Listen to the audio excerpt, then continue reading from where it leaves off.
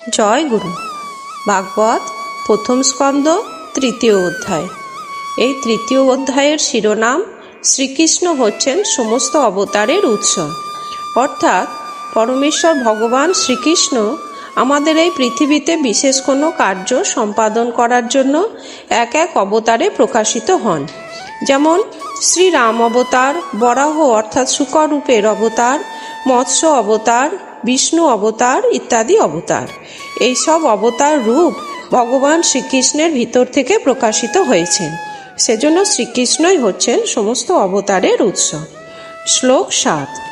ওম নমো ভগবতে বাসুদেবায় নমঃ। দ্বিতীয়ম তু ভবায়োষ রসাতল গতাম মহিম উদ্ধরিষ্যজনুপাদত যজ্ঞেশ করম বপু।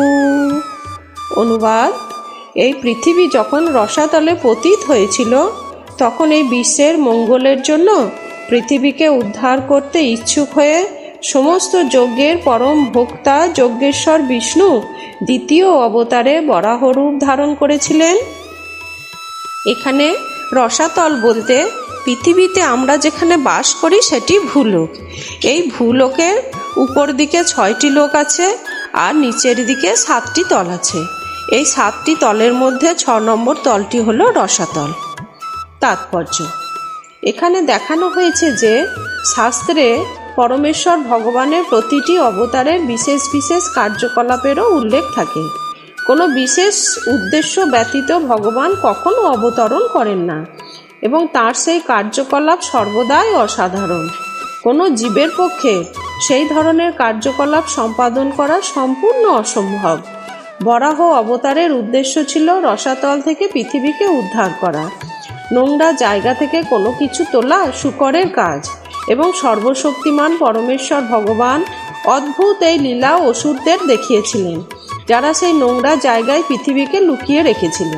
পরমেশ্বর ভগবানের পক্ষে কোনো কিছুই করা অসম্ভব নয় এবং যদিও তিনি একটি শূকর রূপে লীলাবিলাস করেছিলেন, তথাপি সর্বদাই তার ভক্তদের দ্বারা আরাধিত হয়ে পরম দিব্য অবস্থায় অবস্থান করেন।